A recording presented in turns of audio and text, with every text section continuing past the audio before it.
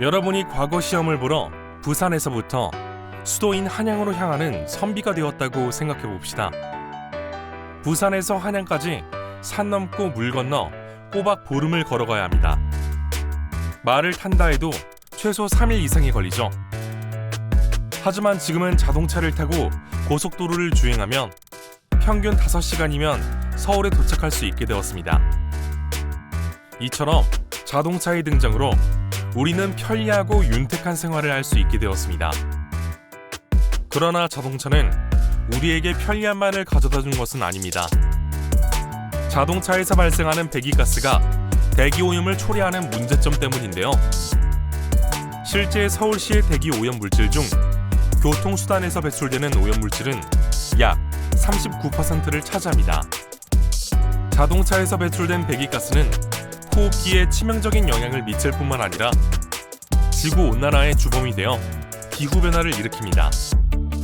이를 해결하기 위해 전기 자동차가 해결사로 등장했습니다. 전기차는 내연기관 자동차와 달리 화석연료를 사용하지 않고 배터리에 축적된 전기로 움직이는 자동차를 말하는데요.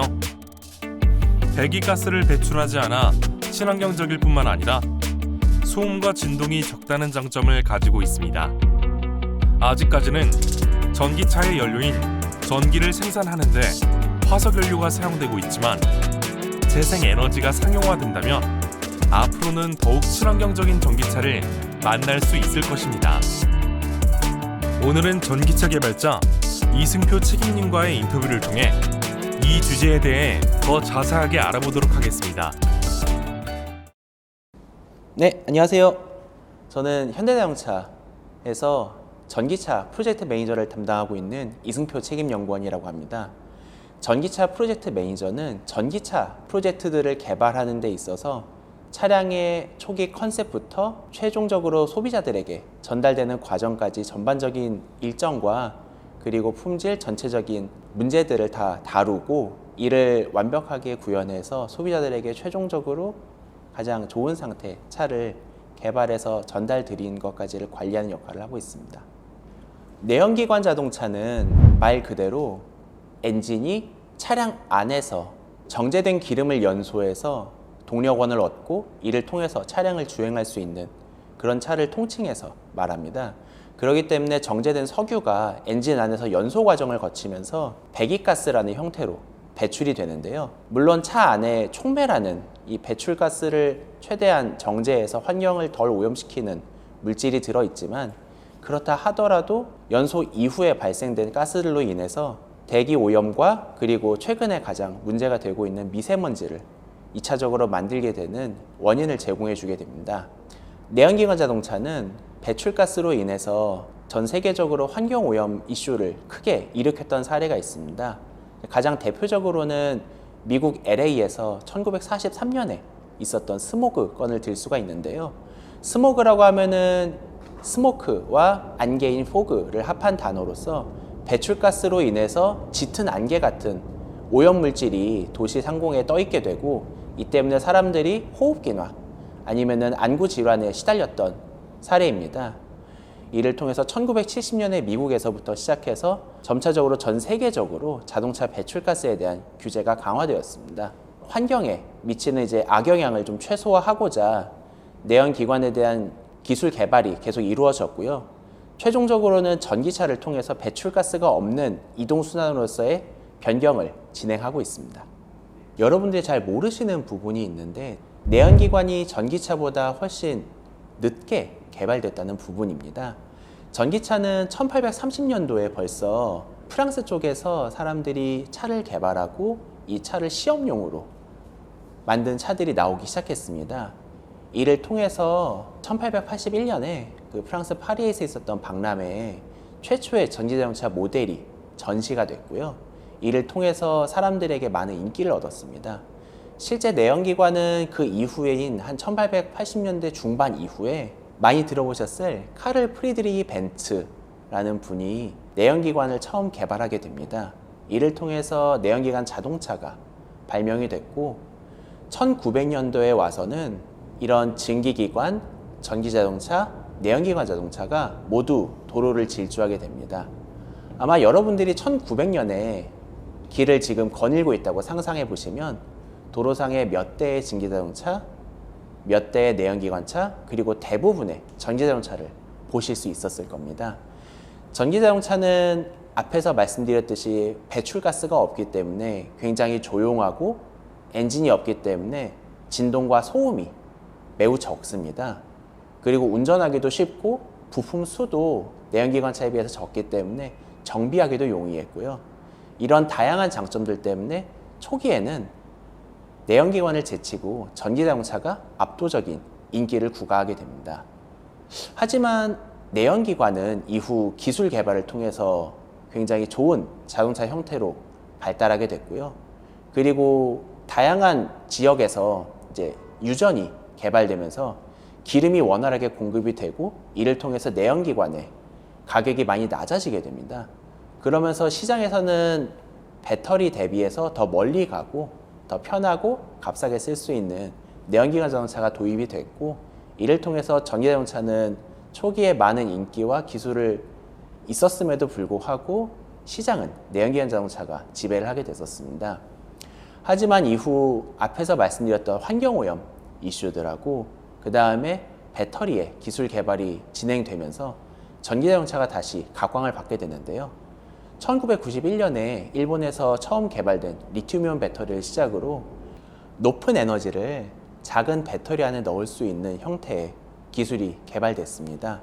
그러면서 이 배터리들을 이용해서 전기자동차를 만들어 보자 라는 개발 시도가 계속 있어 왔고요. 여러분들도 많이 들어보셨을 테슬라 그리고 닛산 같은 자동차 회사들이 초기에 전기자동차를 시장에 내놓으면서 이제 전기차 세상이 1900년대에 이어서 다시 현재로 도래하게 됩니다. 그 이후에 좀 현대나 기아 그리고 다양한 국내외 많은 회사들이 전기차를 출시했고요. 이제 2030년도가 되면 여러분은 내연기관차보다는 전기차를 도로에서 더 많이 보실 수 있을 겁니다. 네, 전기차가 상용화가 되고 보급률이 늘어나게 되면 이제 여러분들은 일단 매연 냄새가 해방될 수 있고요. 그 다음에 엔진 소리 대신에 전기차는 소리가 없기 때문에 좀 지나다니는 사람들의 안전을 위협할 소지가 있어서 인공적인 소음을 내주게 됩니다. 그래서 인공적인 소음을 엔진음보다 더 많이 들으실 수 있게 될 겁니다. 일단 배출가스가 많이 줄어들기 때문에 공기가 맑아질 것이고요. 그리고 전기차가 확대되면서 우리의 이동수단에 그쳤던 자동차가 어떤 일상 공간으로의 변화를 가져오게 될 겁니다. 차 안에서 지금도 많이 하고 있는 캠핑이나 야유회뿐 아니라 차 자체를 아마 실제 거주 공간으로 쓰는 분이 나올 수도 있고요. 전기차 안에 탑재된 배터리는 굉장히 커다란 용량입니다. 하루에 가정에서 쓰는 전력량을 비교해 봤을 때 차량에 충전된 배터리로 한 3, 4일 이상은 충분히 쓸 수 있는 전력량을 차량이 갖고 있기 때문에 차량 내에서 그리고 차량을 주차하고 외부에서 할 수 있는 활동들이 굉장히 많이 늘어나게 될 거고요. 이를 통해서 저희가 지금까지 경험하지 못했던 또 다른 형태의 삶을 경험하실 수 있을 걸로 예상이 됩니다. 우선 가장 중요한 건 쓰레기를 적게 배출하고 그 다음에 사용하는 물건을 최대한 오래 쓰는 것이라고 하겠습니다. 일상생활에서 지키기 쉬운 부분은 일회용품을 적게 쓰는 것입니다. 여러분들이 학교에서 또는 밖에 나갔을 때 텀블러를 가지고 다닐 수 있다면 일회용품을 굉장히 많이 줄일 수 있습니다. 또한 가지고 계신 물건을 아껴서 오래 쓰면 또한 이를 만드는 것들을 좀 줄일 수 있기 때문에 이를 만들기 위해서 사용되는 자원이나 오염물질을 최소화할 수 있고요. 일상생활에서 뭐 전등을 끄거나 아니면 물을 좀 더 절약하거나 다양한 데서 소비되는 에너지를 최대한 줄임으로써 여러분들은 모두 환경을 지키는 활동을 한 가지씩 하시게 되는 겁니다. 사람들이 전기차를 많이 구매하기 시작했습니다. 이는 뭐 경제성도 있지만 환경에 그만큼 관심을 갖는 소비자가 늘어나고 다들 환경을 좀 더 좋게 만들기 위한 노력을 자동차 회사와 소비자가 모두 다 같이 갖고 있다는 측면에서 굉장한 보람을 느끼고요. 이를 위해서 저희도 뭐 다양한 모델의 소비자 니즈를 만족시킬 수 있는 차들을 개발하는 데 중점을 두고 있습니다. 소비자들의 눈높이에 100% 만족하지 못할 수 있다는 점이 사실 개발자 입장에서는 가장 어려운 점입니다. 전기차의 특성상 공력이 좋은, 공기 저항이 굉장히 적은 형태의 모델을 많이 출시할 수밖에 없습니다. 왜냐하면 기술적으로 봤을 때 전기 자동차가 멀리 가기 위해서는 공기 역학적으로 우수한 차량의 디자인을 만들 수밖에 없는데요. 대신에 차량을 구매하고자 하는 소비자는 전 세계인이기 때문에 전 세계인을 대상으로 그분들의 디자인 취향을 모두 만족시킬 수 있는 차를 만들 수 없다는 점은 저희 개발자 그리고 디자이너 관점으로서 굉장히 어려운 점입니다. 전기차는 현재 개발된 자동차 중에서 가장 첨단 기술을 가지고 있는 자동차입니다. 그렇기 때문에 전체적인 기술에 대한 트렌드와 이해 그리고 관련 지식을 많이 습득했어야 됐고요. 그 다음에 소비자들의 어떤 니즈를 갖고 있는지 아직 전기차를 타보지 않은 사람들도 많았고, 그리고 전기차를 초기에 타본 얼리어답터 분들도 계셨기 때문에 이런 분들의 심층 인터뷰를 진행해서 소비자들이 정말로 원하시는 게 어떤 부분인지, 그리고 저희가 차량을 개발할 때 중점적으로 생각해야 될 부분은 어떤 것인지를 고민하는 시간이 굉장히 길었고, 이 부분이 가장 노력했던 부분이라고 하겠습니다. 이 영상을 보시는 분들이 만약 미래 전기차 개발에 관심이 있으시다고 하면은 미래에 어떤 기술이 개발될지, 그리고 사람들이 어떤 생활을 하게 될지에 대한 트렌드에 지속적인 관심을 가져주시는 것이 가장 중요합니다. 왜냐하면 전기차가 이제는 이동수단이 아니라 어떤 사람들의 거주 공간으로서의 특성을 많이 가질 거기 때문에 실제 삶을 자동차 안에서 한다라는 부분까지 좀 고민하고 차량을 개발해야 되기 때문에 이런 부분을 좀 관심을 가져주셔야 되고요. 그 다음에 핵심 기술에 대해서 좀 개발을 좀 더 하고 싶으시다고 하면은 어떤 화학적인 배터리 부분이나 아니면 전기 전자 쪽에 관심을 가져주시면 추후에 개발하시는 데 많은 도움이 될 것 같습니다.